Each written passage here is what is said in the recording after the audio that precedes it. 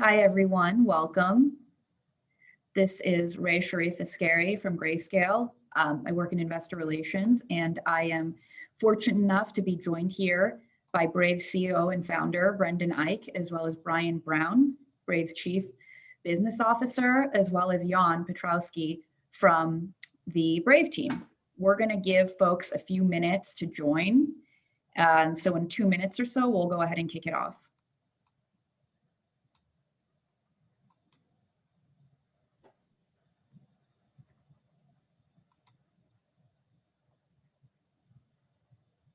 Are there ground rules here, Ray, in the sense that this is confidential and people are expected to keep things within the group or not? Just curious. So this is made available only to our investor base, our existing investors, private placement investors. Yeah. And we can certainly ask that people, not share anything you would not like shared. That's cool. It'll give us a chance to say more.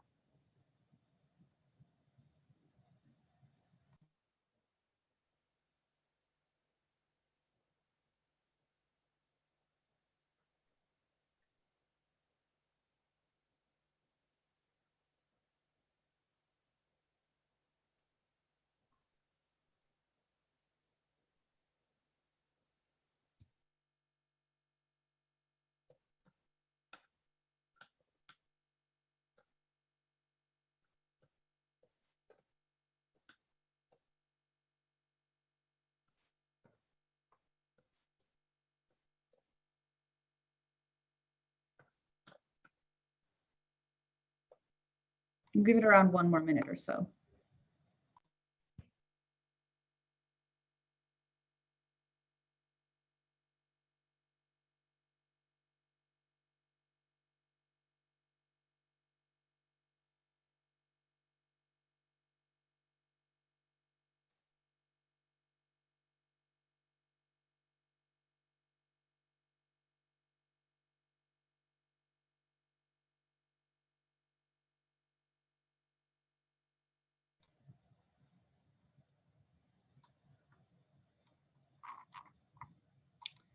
Okay, so I think we're ready to kick it off. Again, I want to start off by thanking Brendan, Brian, and Jan for being on with us today.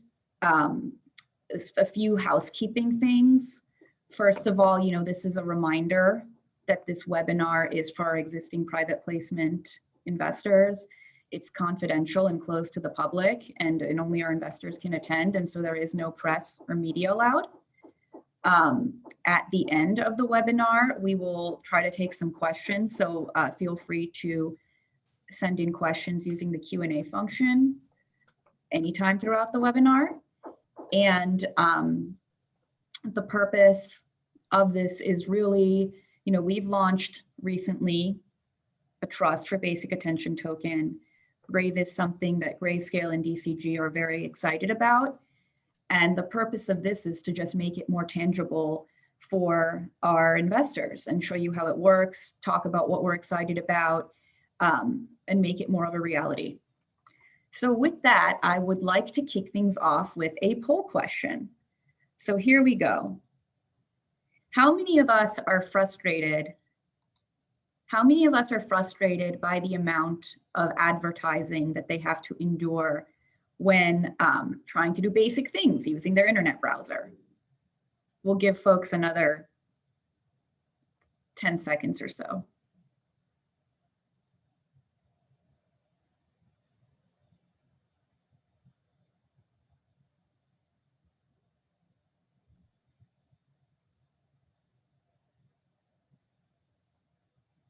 I've never actually seen poll results like this. Everyone is frustrated, apparently. Everyone is having a really difficult time and doesn't want to see all that stuff. Share results. So this is really interesting. It's a great result. Yeah, sets the stage really well. Okay, so let's kick things off. Brendan, we're really lucky to have you on here today. There's some really significant achievements that you have, long before you created Brave, including JavaScript, Firefox. can you talk a little bit about your background and how it led to the creation of Brave? Yeah, if you want the full 3 hours, look for Lex Fridman's interview with me. So I was doing browser work since Netscape, where I was hired to do what became JavaScript and had to be done in 10 days or it probably wouldn't have happened. And so I've been around browsers a long time, and I saw that JavaScript and cookies before JavaScript and just basic web affordances like images could be used for tracking.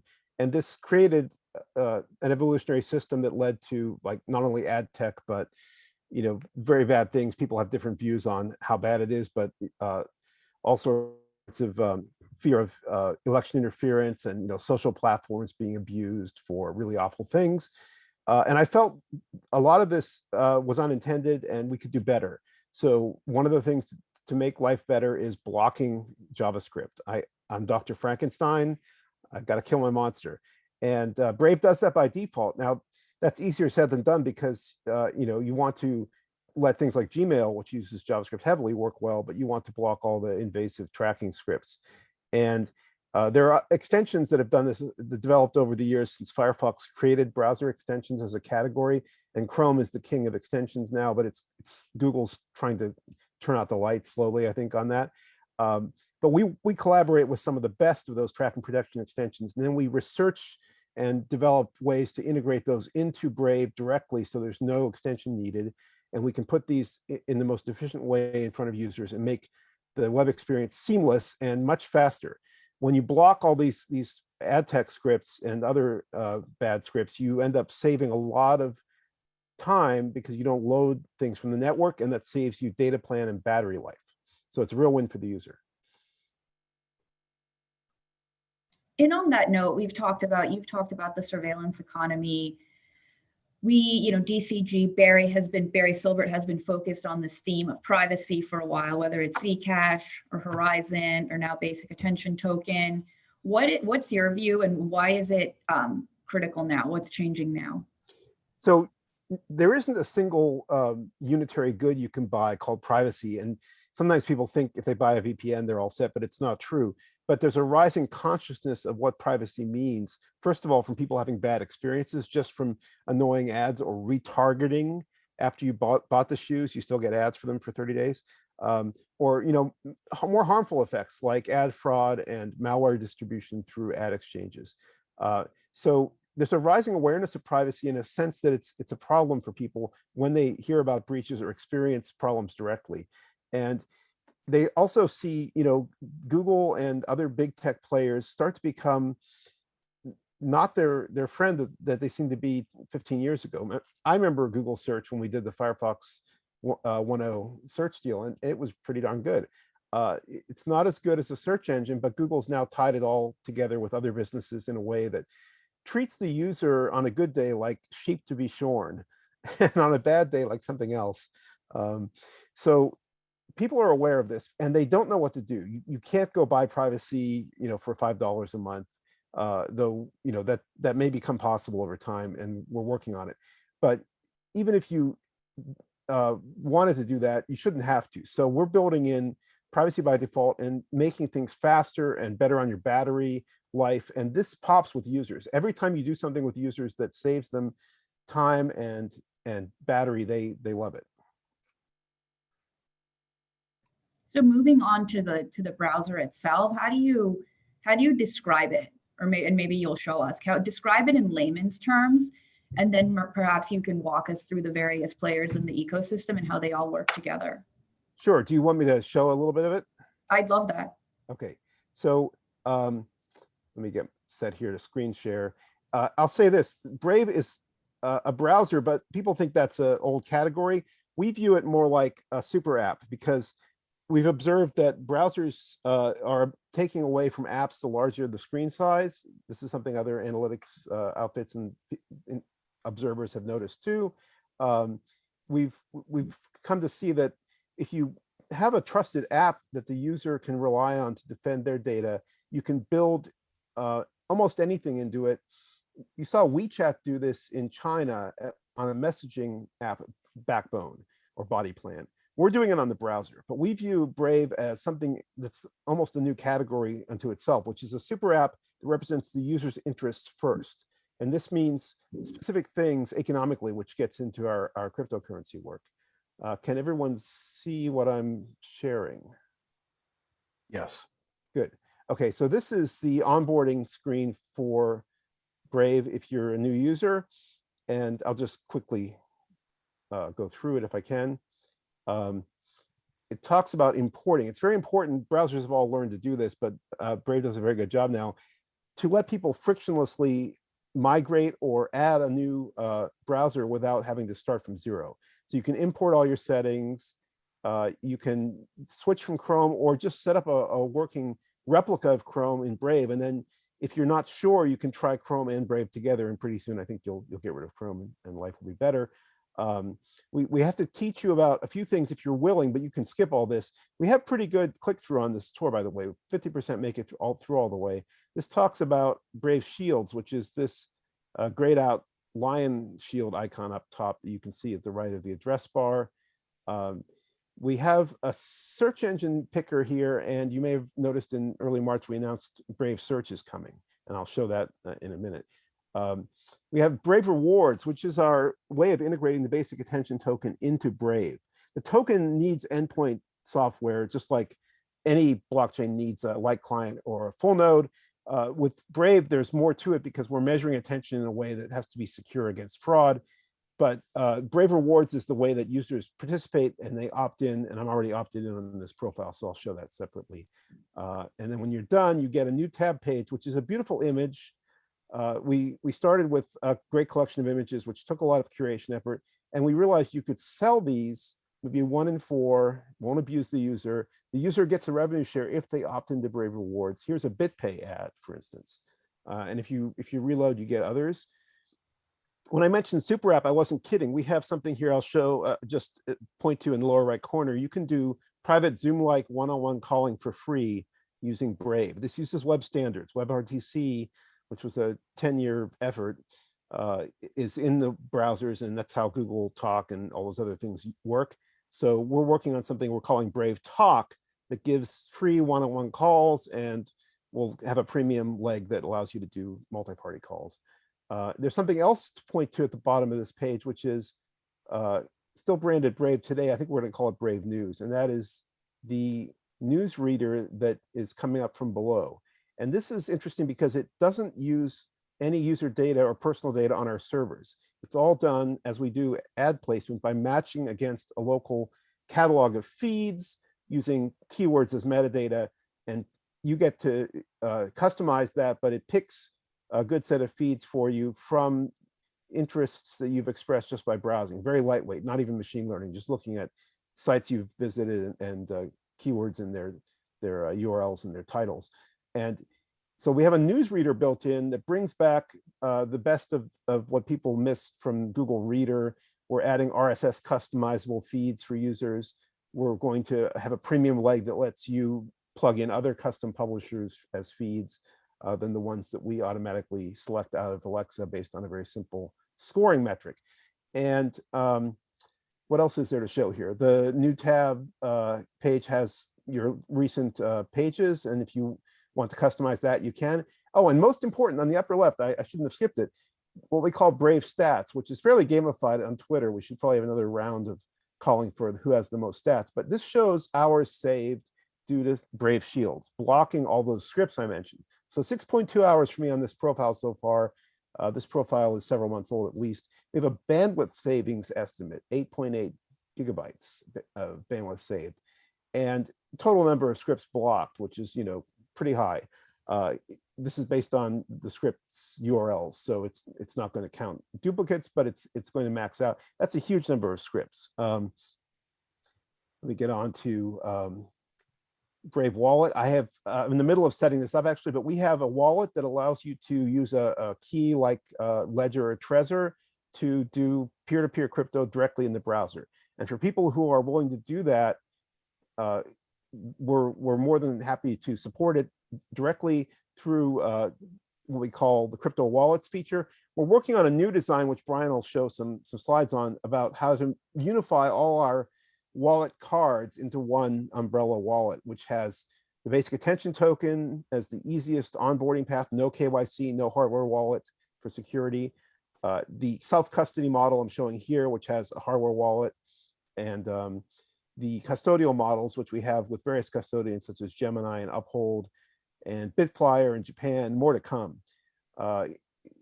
And here is a demo of Shields. If you just had any doubts about my Brave stats, you can see CNN is just festooned with tracking scripts. And these are not operating your interests, and they're really slowing down the page load performance and cluttering the page with ads. And you're much better off blocking them.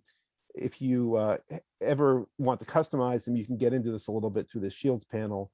If you take Shields down, you get kind of the Chrome experience, which is slower and painful.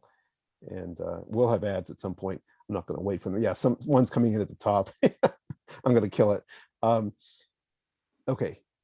Here is a YouTuber who's verified with us. We have a way of tipping and supporting creators directly with the basic attention token. That's part of the Brave Rewards platform, the Brave Bat ecosystem that we will be scaling up. And the more we scale it up, the more valuable it becomes. So here's Mr. Beast. If I want to send him a tip, I get a panel here. I'm going to have to hide my Zoom thumbnails. And I can customize tip amount. I can send a tip. I'm going to send him 10 bat, let's say. Let's see if that works. Yep. Okay. Actually, don't watch Mr. Beast videos, but I'm too old for that. But he is by far the biggest YouTuber who signed up with us. But we have a lot of people who've signed up with us. I think maybe if I go to, you can see at a volunteer site that reads our analytics endpoint, you can see all the people who have signed up with us. It's quite a large number, over 1 million overall lifetime creators. We support not only websites, but YouTube channel owners and Reddit and posters and Twitter users who tweet. So when you get into the details of the rewards, there's a control panel. I just wanted to call your attention to one thing here. We have a private ad system in the browser. As I mentioned earlier, it uses local data, personal data on your device only. It doesn't take it to our servers. It matches against a catalog of offers. We direct sell, and we can add more demand over time as we get clean demand sources that don't use tracking. You can see we've got a good selection. Some people, notice it's crypto and soft goods tech heavy, but there are some big brands coming in here too. There's Amazon, for instance. So the ad business is coming up well, and that's the 7-day history where I can actually give like thumbs up and thumbs down on these ads. I don't want to do it right now because I love all these ads. But I saw a question also about the basic attention token holders. I just wanted to have Etherscan up to be ready. It's widely held, over 400,000 holders. Pretty diverse set. Some of these biggest holders are liquidity pools for exchanges, not our wallets. Yeah, that's my demo. Brian, do you want to do the slide deck? Sure. You want to? Question. I can jump in if it's okay with a quick question before you do that. Sure. So for instance, from the YouTube perspective, could I theoretically, if I had an exercise channel and I got verified with you, then people could pay me if they liked the videos that I put up and they found them productive, people could pay me in basic attention token. Yes, that happens all the time. And to go back to, I'll stop sharing in a minute. To go back to the Brave Bat info, if you look at the YouTubers, we have by far the largest cohort is YouTubers. This big red part of the circle you can see there. So those people are signed up and they're getting not only tips, but recurring monthly contributions and what we call automatic contributions, which are all privately computed in your browser and sent anonymously. So yeah, the platform is up and running, and we've onboarded quite a lot of people, up to including Mr. Beast. Haven't got PewDiePie yet. So the circle represents, if we could go back to the circle for a second, the circle represents everybody that's creating content and getting paid. Yes, this is basically a pie chart with a white circle in the middle of all our creators showing which platforms they're using. So when you see website, that's the black, those are verified websites like WashingtonPost.com and Vice.com and others who've signed up. And we can drill down into that if you want. And but you can see YouTube really has exploded because I think the creators since 2015 have been struggling with monetization for many reasons. They're just always, I think, under threat of losing what they thought they could make off of YouTube. So they're open to new platforms. A lot of them use Patreon as well. How do you see, if you had to guess, and I'm sure you have estimates, but how do you see the circle changing over time?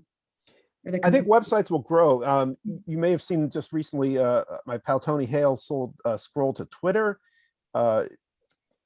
Scroll is a portable paywall, or I think a subscription service that's portable across publishers. Publishers are beleaguered, and they're not happy with how Google and Facebook have ground them down. And yet they still want to drive, recurring credit card paying, email identified subscribers. And we want to help them, but it's hard to get them to see the dynamics here. If we get more people who bypass their paywalls after taking some free articles, or use a new private window or a Tor private window in Brave to get more free articles, they could get some people who I've heard from many users who want this, just say, let me use my bat to get 3 more free articles. And after doing that a few times, we could convert them to a paying subscriber if they're definitely overpaying in bat. So we're trying to get more websites, and I expect this black will grow over time, especially as the industry moves with things like Twitter buying Scroll toward better, let's say, web standards for publisher economics. We think crypto is pretty important there too. Now, obviously, when you go to publishers like the Post, which onboarded with us almost 3 years ago, you cannot get them to say, "Oh, I'll take Bitcoin or BAT." They, legal IT and the CFO won't allow it. But we have these custodial partners, Uphold then and Gemini now, that will do exchange automatically for paying in fiat, and that's been critical for our growth. So I'll flash you a couple of slides really fast, but from a high level, from what Brendan is saying, it sounds like a lot of stuff. But if you boil it all down, we're essentially a private browser plus private search plus an integrated wallet that then has n number of crypto and fintech solutions inside of it.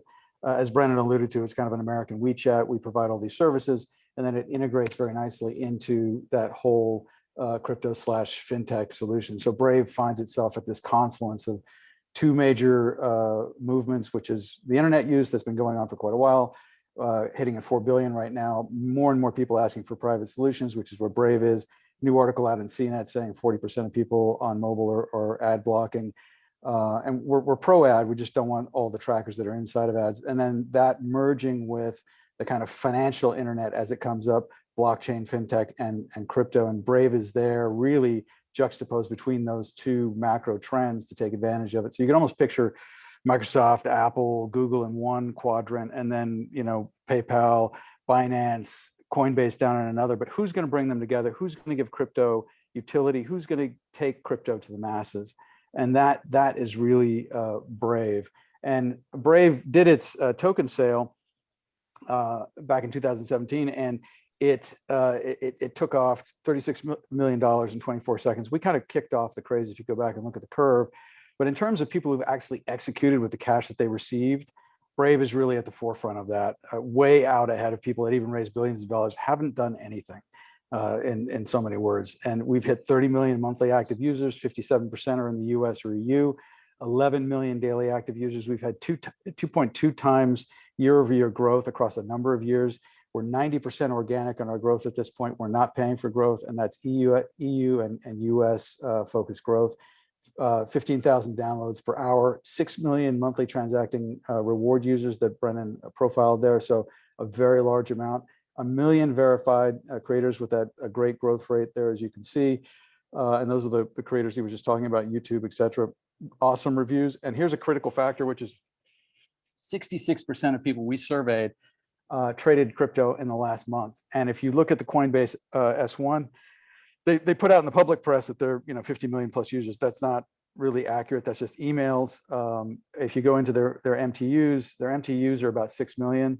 We've got 30 million users, and 66% of those surveyed are saying they're MTUs. So the value is there because it's $13,000 per user there, about $875 for the average internet user. And if you look at the first 8 years of growth in the internet, we came to about 100 million users. The first 8 years of growth in crypto, we're at 100 million users. But in order to continue that growth, we have to go out and democratize, take it to the masses. Brave is the mechanism by which we take crypto to the masses. We bring them in with a better solution for what they're doing on the internet anyway, which is browsing and searching. And then we funnel them into n number of crypto and fintech solutions, buying, exchanging NFTs, P2P payments, sending something to grandma in Argentina directly if she has the Brave browser, auto converting the Bitcoin to fiat or stable coin or something else. I won't go through these things because Brendan's already covered them, but these are the two main pillars, browser and search. And then you've got the rewards and tipping that he mentioned. And what's coming next is a wallet 2.0. And in that wallet, Brave is really going to be expanding out into exploring a DeFi and CeFi solution. TBD on the details of that, but we are releasing a DEX aggregator in short order. It's a matter of weeks. And if you've seen what MetaMask has been able to do with a few thousand users, Brave could convert a very, very small number of the 30 million users into that and have a tremendous outcome, because MetaMask was already doing $120 million in revenue in about 5 months. And that onboarding that Brendan went through is here just visualized. People come in, they get kind of into the earning the rewards, which is that frequent flyer miles that will take things to the masses. Then they say, oh, what's this token? I can use it for things. I can even exchange it for actual real crypto and take it and do more like e-commerce. And the family of products that Brave is taking out, the browsing, the search, the news. We actually have a Zoom competitor that's more private and more secure, VPNs available, chat coming soon. All of that is fully integrated with a wallet that's going to allow for trading, lending, shopping, paying, NFTs, et cetera. So we're giving crypto utility where right now it's just kind of a store of value and an instrument of speculation. So Brave is really the on-ramp to taking crypto out to the masses. That's really interesting on the DeFi angle.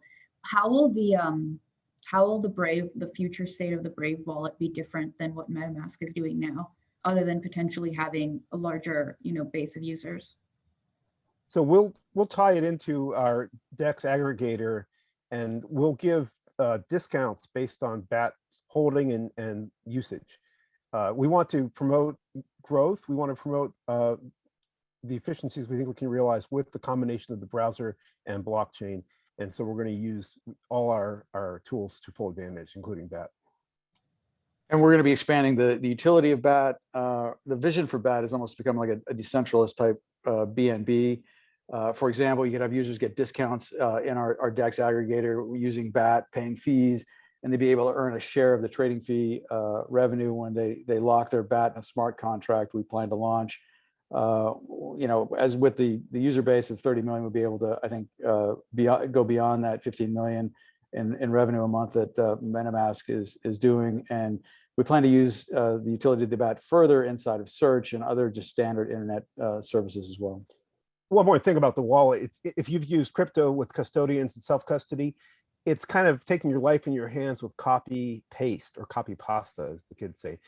We can make much safer and low friction sort of UI affordances to get things moved between the cards and the wallet. We can make it much slicker and faster. So this will be like a full feature wallet over time. We're inspired by work we've seen on things like Exodus, and we're not going to step back from this opportunity, I think. So one won't have to copy paste wallet addresses to send or receive tokens? Right. That's amazing. That is something that frequently nearly gives me a heart attack as I wait to see if I did it correctly. Right. That's really great.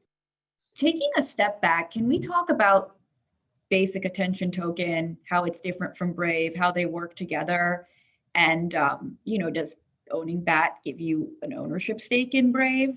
How does that ecosystem work? Like, what's the difference? Right.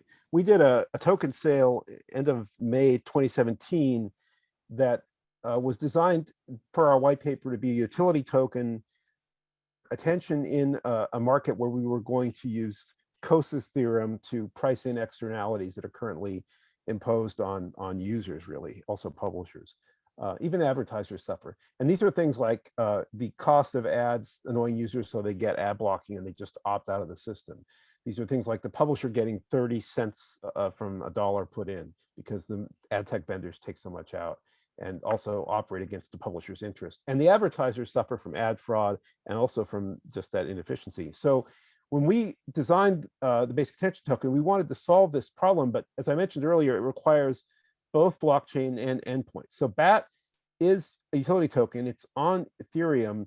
As you know, Ethereum has gotten costly and people are working on L2 and basic operation gas prices down, unfortunately, but ERC20 smart contracts take a number of operations. So we're doing things like exploring next generation blockchains. We're already reflecting that onto Binance Smart Chain, and we're working through a research program called Themis to move as much of our endpoint software as possible onto future blockchains like Ava, Solana. Who else is participating? I think some of the L2 people are participating very well as well. So we're trying to keep innovating and researching and collaborating to take the best of what we've done on Ethereum into other spaces. And you've seen this, it's very interesting how crypto's evolved because you've seen Binance capitalize on this, right? I think a lot of, besides copying things like PancakeSwap from Uniswap, they just benefited from Ethereum got costly. So people would do fast DeFi on Binance Smart Chain. And then if they wanted to settle, they'd still go back, but they would amortize their fees. This has not been lost on us. And we're grateful for Ethereum, we're sticking with it, but you can sort of do the same kind of protocol evolution that we've seen on the internet as a whole. You never sort of abandon the old world, you simply reflect it into a new and faster blockchain. You lock up some BAT on Ethereum and it pops out on a new chain. So we're in this for the long haul, and we're playing to win with that. And the endpoint software also needs to be standardized. I mentioned that's key because it's measuring your attention. No blockchain can measure your attention. That requires something on your system that you trust that has been secured against ad fraud and other threats. So that's something we're also committed to developing. And in the fullness of time, we think there will be web standards for it that make it possible to have BAT utility in other apps than Brave. You're seeing Google on the back foot proposing all sorts of bird named crazy overcomplicated designs like Flock and Fledge and Turtle Dove to react to the end of the cookie and Apple's moves against the cookie and regulators pressuring Google. I think what's going to happen is that stuff may ship in Chrome, but it may not work well. It may only be good for Google and not for any publishers. And over time, if we keep going, we'll have a set of new web standards that embraces not only crypto for payments, but crypto for attention economics. And that's where we're in the pole position. If I were a kind of someone that had a very basic understanding of cryptocurrency and the various tokens and types of tokens, how would you compare basic attention token to Bitcoin or Ethereum? How would you put it in context for the novice? Sure. So the easy way to say it is Bitcoin is digital gold, or people like to say sound money, digital money. Ethereum is about smart contracts. I think Chris Dixon was absolutely right. And you still see that developer energy that swarmed to Ethereum. And that's why you're seeing things like Binance Chain and the C chain on Ava is bytecode compatible with Ethereum. So the sort of investment developers make in smart contract programmability is conserved. And that's almost like biological evolution. So now, what BAT is, I think BAT can be the fundamental utility token for all the attention economics that browsers and many apps that have browser-like web views in them. Let's face it, they're all kind of bad browsers like Facebook's app, which I uninstalled. These can all use BAT for the attention economics. You don't necessarily want to use digital gold. We found the hard way, and the Open Bazaar guys also told me independently, people like to hold Bitcoin, not spend it. So it's very hard to get people using it for something that's frequent or automated through micro, contributions or tips.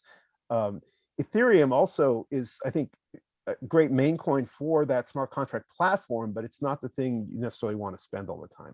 Whereas BAT is more like something you can just get started earning, almost like a loyalty point. You can get a revenue share, 70% from the gross of our Brave ads, and you can then tip it back, you can take it out. So we're trying to make something that really does provide the fundamental unit of account for attention. Can we go back to, so there was an announcement, you kind of touched on the search engine. Can you talk more about the search engine and your vision for the search engine? Yeah, I apologize. I meant to demo that a little bit. If I can, I'm just going to try that again. Sure. In my Brave browser, I have DevTools open for some reason. Forgive me, I'm a former engineer. We have a search engine, and I can just type for, I don't know, what should I type? Something about, let's find that podcast. I'm using Brave Search as my default engine, and there's the results. There are some clever things already opted into. I won't be able to show you the opt-in path for, but one of the problems when doing a search engine is how do you compete with Google on the hard queries? Well, we are a browser, so we have superpowers. If you use Brave Search in any browser, it'll give you very good results. We think better than Bing, better than DuckDuckGo for sure. But for hard or unique queries, Google's still king of the hill and probably will be for the foreseeable. So browsers can do multiple queries to multiple engines. That's within your rights as a user. There's no way to block them. It's not something we're doing from our servers. So I've opted into a fallback that allows me to put rare queries through Google, and they will be identified as such. Maybe there's something I can do that's really a unique query here. I don't know. Let's try something. This might be something that Brave Search gets, but if it's hard enough, it'll go to Google. Try gibberish. And I think, yeah, try. No, seriously, if you do a bunch of gibberish keys. Yeah. There's a definitely unique query. Oh, not unique enough. Let's just do, let's do like Jan said. So this is going to trigger the Google fallback in the browser. And you'll see this little note here. I hope you can see that says, we've checked with Brave and Google search results. The point is, we don't have to worry about people switching back to Google because the rare or unique queries don't work well in Brave Search. If they opt into this, they get the best of both worlds. It's better than Bing. And that means we can get a fast start getting people converted to Brave Search by default.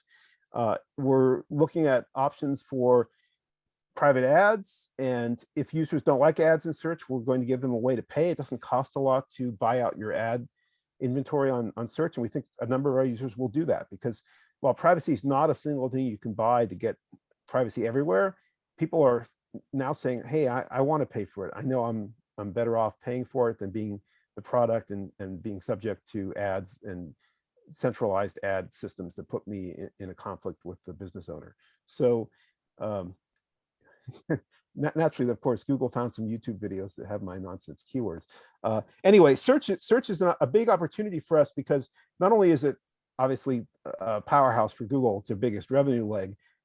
People want private search, so we can do things that are innovative here. We've talked about in our announcement also allowing what are community curated rule sets like ad block filtering rules that can be uploaded into the search engine to customize your view of the objective index that we're developing. And we have our own index. Our search technology does not require us to crawl the whole web in real time like Google does. That requires you to become Google, essentially. We have a different way of doing it that is private and incremental, but is doing a very good job. And if people want, they can use our goggles exploration, we hope to develop fully, to have their own sort of community curated re-rankings. And we think this will avoid some of the censorship pressure, but we intend to make the objective index really good and it will reflect what's out there as favored by all the users contributing with searches and queries and clicked results to Brave Search. So that's a quick Brave Search demo. I hope that helps.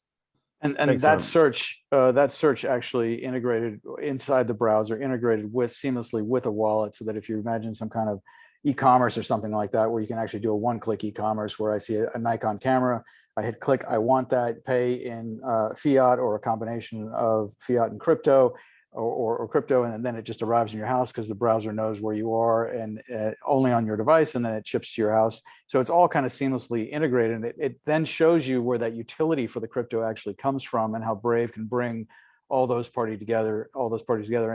And it's important to realize that Brave is the only independent private alternative to Google Chrome and search. DuckDuckGo is basically just a skin on Bing. So we're really the only alternative for that. And as privacy continues to grow, you're going to see more and more people flocking into us. The Firefox users are in a constant state of decline. If you look at the graph, they're not probably going to be maintaining that code base over time. Everyone's switching to Chromium. So those 200 million people are going to shift somewhere. They're not going to shift to Chrome. They're more, I think we can go out and collect them well with our marketing activities, even though 90% of our growth is organic. Brian made a great point. Product search is very hot. You shouldn't end up all in Amazon, where I think a lot of the merchants are suffering, sort of similar to problem that the publisher is suffering with Google. So we can infer shopping intent very easily from queries like the one I'm showing. And we can actually synthesize verticals as privately as possible, including using on-device data like we do with ads and our newsreader. So, there's really a large commercial upside to search. It's not just about serving the user. That's our first priority. But again, when the user is happy, then we're winning. We give the user a share of the revenue. And if we can get our own private ad sales system up, which needs automation, self-serve, we will share search ad revenue with the user using that. So basic attention token goes into search too.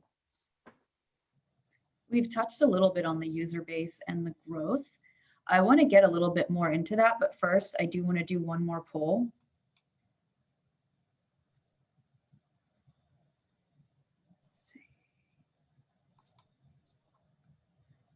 Sorry, I'm trying to find my second poll question.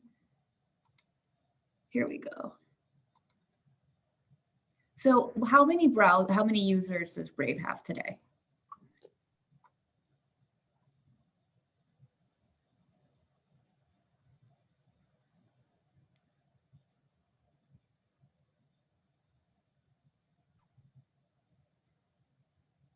Give it about 7 more seconds.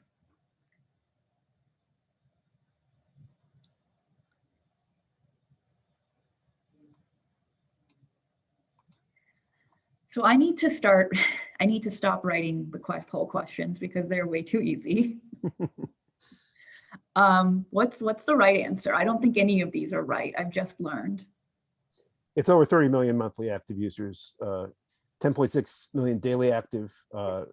We announced for April, and it's up from there because we're growing every month. So can you put that in context? That's a lot. Can you put that in context to something like Coinbase, for instance? Yeah, Brian mentioned Coinbase has a lot of email registrations, but those don't equate to active users over a month, or the high activity whales. So Brian, what's the latest on Coinbase? It was 50 plus million, maybe 54, 56 million emails they collected. And they say that's in the popular press, that's their users. But in truth, it's actually 6 million plus monthly transacting users. And that's what they were valued on at about a $13,000 per user basis to get to their market cap. I can run through a few questions I see if that helps. Definitely. Yeah. So somebody asked how we secure the crypto wallet. What I demoed with my onboarding halfway done is basically like MetaMask. We use either a passphrase, which we don't recommend, or a Ledger wallet or Trezor hardware wallet. So self-custodial using a hardware private key. Somebody else asked, what's the barrier to entry? Wouldn't this be easy to copy? I've been doing open source since Mozilla open source Netscape's code. And at the same time, there was something that became what Apple uses called WebKit in Safari, and what Google forked as Chromium Blink. The problem isn't the availability of the code. It's really the talent and things like our ad block filter lists, which is updated through a service, so we can do rapid fixes and adaptations within a day or two around the world. It's things like our blind token issuance for the Brave anonymity protocol, which we're moving on chain. I mentioned a research project called Themis. That code can't be copied because it has to be hosted. It has to be run through a trusted browser that people adopt. And so if you put it all together, people have tried to clone Brave. We've seen some wannabes who never got off the ground. We've seen at least one effort that led to a fork of us that did not get maintained. So it became full of security holes right away. Browsers are tough. Any rich app is a vector for attacks through remote content, and these can take over your machine and steal all your Bitcoin. So keeping up with security patches is not an option. It has to be done, and it's costly, and it's another way that if somebody tried to copy us, they would be behind us. They would be lacking the business relationships we've developed. They'd be lacking the blockchain connections we have, and they'd be lacking the skill of our talented staff. And you can't clone those easily. You might be able to use the source. So, browsers have long since, and web standards have long since come to depend on open source, but that doesn't reduce the opportunities for competition. And since we're building sort of a super app, we're going where I think almost nobody goes. All the big tech platforms who basically got their own browser like Google did with Chrome, or built something that's Zuck's browser, which is the Facebook app, realized that they were better off doing things in their central servers, and they don't work on innovation. Chrome is not an innovative browser. So what we're doing is innovating where they don't want to go for business reasons, and a real long path to attack, which we've been enjoying. I see another question about bad in other browsers, and this is something that has come up, and I've mentioned the idea of doing a sort of, it's a bad phrase from ad tech, an SDK, or some way of embedding the endpoint software component of the BAT ecosystem into other browsers. That could be done, but it would be a mistake to prematurely do it. And meanwhile, we're bubbling up pieces into standards, like Apple is an ally in W3C. We're working on things like private ad confirmation through blind signature cryptography, or through very simple schemes like Apple's proposal that they've implemented. So I expect it'll be a bit of both. You'll have piecemeal standardization. You'll have an SDK that we can, on fair terms, make available to other browsers. And you might get some other attempts to integrate BAT independently of our code, and more power to them. We're not worried about that. See a question about NFTs. With the current crypto wallet, you can buy NFTs just like you would using MetaMask. And with our unified wallet, the Wallet 2.0 work, we're going to make it even slicker. As I mentioned, we don't want to have copy pasta bugs. We don't want to have people, buying a valuable NFT and sending to the wrong address. How about thoughts on building a Brave email service? Yeah, a lot of people want us to then go the distance, especially when we announced search. There was much rejoicing, but then people said, what about Gmail? I can't trust Google. We might do it. It's not on the boards right now. We've looked at it enough to realize there are severe trade-offs for privacy. If you use Proton Mail, as I do, you realize it's a little clunky because of the encryption. Search is basically broken. There is no server-based search indexing. But there are solutions, technical solutions that can be worked on here. So we're considering it in the longer term. The tokenomics of BAT, what is the issuance rate? How does that work? So that's something we don't tout, but it's a fixed capped sale from 2017. So there's only 1.5 billion BAT ever. And because it's ERC20, 18 decimal places of fraction, you can divide it down as fine as you need. So as our white paper argues, especially the 7.3, the appendix, there's an econometric argument there with quantitative formula analysis, basically showing that if the system keeps growing, then prices should stabilize, and all else equal, BAT becomes more dear. How do you plan on incenting liquidity in the DEX aggregator? So there doesn't seem to be a big problem with MetaMask getting most of the liquidity from Uniswap, and that's the short-term plan. We think in the long run, we'll have enough scale to have good liquidity. We won't need a lot of extra work there. But yeah, just looking at what MetaMask smartly did with their aggregator has been inspiring to us.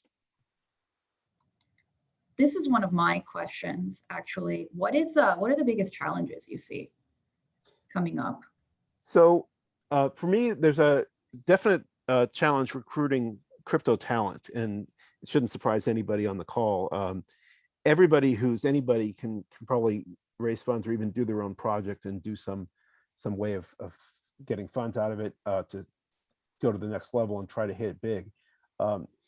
There is always a shakeout going on. Since we were, in 2017, we saw a lot of people fall by the wayside, and we're looking for talent. So if anybody has people they want to recommend to us, we're open to it.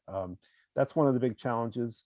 I think the other problem is you at our scale, the old focus on one thing only rule, which we followed in the early days, doesn't apply, can't apply. Something that's big with 30 million users, has a lot of UX surface area, has crypto, but also regular browser users. You want to do several things. You want to spin some plates really well, at least have a 3-ring circus. That's a management challenge, and that's a product marketing challenge. So we're beefing up this year our marketing story, hiring a CMO, because we have to go across the chasm. Even at our scale, and this happened with Firefox, when you get around 30 million users, you've got the lead users who love Brave and know how to pitch it for you better than you do. But you also have their friends and family, or just other people who come to it who are not sure what the difference between a browser and a search engine is. And they're not sure what privacy really means and who to trust. So marketing becomes important. How will you compete with Google AdWords and Facebook in terms of targeting, retargeting, and measurement? Yeah, so I laugh at that because obviously they're powerhouses. I would say, Google search is the big leg, because what they get through their ad exchange for other parts of their system, properties they own like YouTube or the Google Play Store, isn't as valuable. The publisher side, which they can't walk away from, it just isn't as valuable. DoubleClick, which they bought in 2008, it's kind of turned on them. I think that's one of the big thorns in their side on the antitrust front. So our goal is to do what we've done and keep doing it. We had a boutique audience. We did a direct ad sales team, and they're still working and growing revenue. As we bring up search, we will work on automated, self-serve ad sales, because that's the only way to go for search, because of the dimensionality of the keyword space. You need a lot of ad buyers, and so you have to worry about ad quality. You have to do all the things we're doing with direct sales. It has to be more automated over time. But we don't need to become Google. We can also, as the world evolves toward privacy, plug in private demand sources that aren't us, that we don't directly sell the ad space for. And that's something I think you'll see more of. We've already started to work with buy-sell ads and a few others that are clean.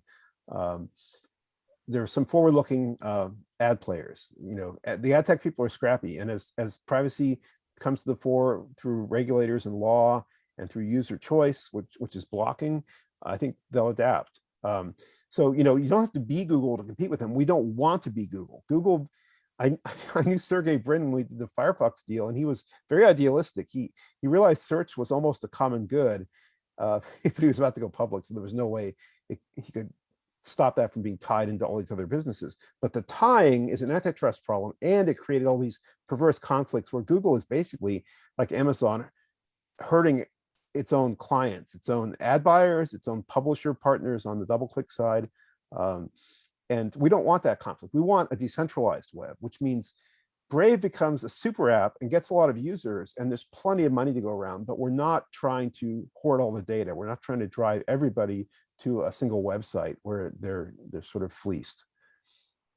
And just as a reminder, we have the ad revenue coming in. We have search revenue that is about to get the switch flipped on it, and then we have the crypto in the wallet and the basis points that we'll be collecting on. And both crypto and search look like really tremendous revenue streams for us across the rest of this year. There were a couple on the Grayscale trust and different ways to own BAT. So I can take that. There's some folks are comfortable owning digital assets outright, buying them on exchanges. We've created a suite of products, including Grayscale Basic Attention Token Trust, which enables investors to own these assets and have exposure in the form of a security. So like owning a stock, there's QSIP, there's financials, there's tax statements. Certainly, if there's any interest in that, please reach out to me. Some more questions. Is search available today? Oh, sorry, I was just typing the answer, so I'm going to send that. Oh, sorry about that. That's okay. It's okay. I can read it out. There's a wait list for testers. The first testing cohort has got access, and we're heading toward making it available to everybody as an alternate engine. So when you go into your settings, or if you recall that onboarding tour I showed you, there's a place where you can choose your search engine. It'll be in there, and that'll probably be in June. And that will allow us to get testing from people who are more friendly, because there's still lots of things to polish with search. It's a big, again, a big surface area to work on. You know, movie search, the IMDb automation, the Bollywood IMDb, all that stuff is coming. Local search is important. We have some good progress there, and there's more to do. So as we bring it up, we'll do it first as an alternate engine for friendlies who choose it, and then we'll head toward default, where for new users, you'll get Brave Search by default. You can switch to Google if you like. For existing users who stuck with our default, which in most countries has been Google, outside of private windows, we will propose Brave Search. So as we wrap up a longer term view question, so there's a question about, would you sell? So I'll rephrase it. What is like the plan 10, 15 years out? What's the long-term vision for Brave and Bat? Yeah, I think when I started using computers a long time ago, let's say, especially when you got into PCs over time, you had this powerful thing where you were the person who installed the software. It made you have to deal with system administration chores, but you were in charge. But now we've gone to this world where you're kind of tied, for good or ill. I have iPhones, I'm tied to Apple. You're definitely tied if you go into things like Google and Facebook, and it's, I think, turned against the users. My vision is that Brave is a mountain among, rising range of mountains that represent privacy first and user first. And we are an exemplar. We have the biggest user base. We have the biggest crypto user base of users who are brought through our funnel from not knowing about crypto or just hearing about it or having maybe a little interest, all the way through to becoming hodlers or even traders. And if we do this right, I think we could outscale everybody else in the business. Now that sounds crazy ambitious, but I don't see why it can't be done. It's already, frankly, it's already put pressures on us as a business to either, give away our users to a big centralized exchange partner, possibly to our long-term detriment, or, get acquired by them. And we're independent still. We're the top of the funnel for those super valuable users, as Brendan was mentioning. So they're at about $13,000 each, and no one's gone out and collected as many as we have. You'll see exchanges out doing advertising in different places. That's a very hard time. That's a very hard way of trying to collect a crypto MTU. And we've got them here. And so we've been approached saying, hey, can you be top of funnel for us? It's like, well, we can be top of funnel for ourselves and put them all into that wallet with n number of crypto solutions. DeFi, CeFi, centralized exchange, DEX, it's all going to be there. Well, I think we're approaching upon time. So I want to thank you, Brendan, Brian, for taking the time to do this. I'm really grateful, and I think our investors are really grateful too. This is tremendously helpful. And thank you everybody for joining us today. To the extent you have questions, we're happy to answer them. You can send an email to ir@grayscale.com. And I hope everyone has a great rest of their day. Thanks. Really appreciate your time. Thank you. Thanks Bye-bye. for being on. Bye. Bye. Bye-bye.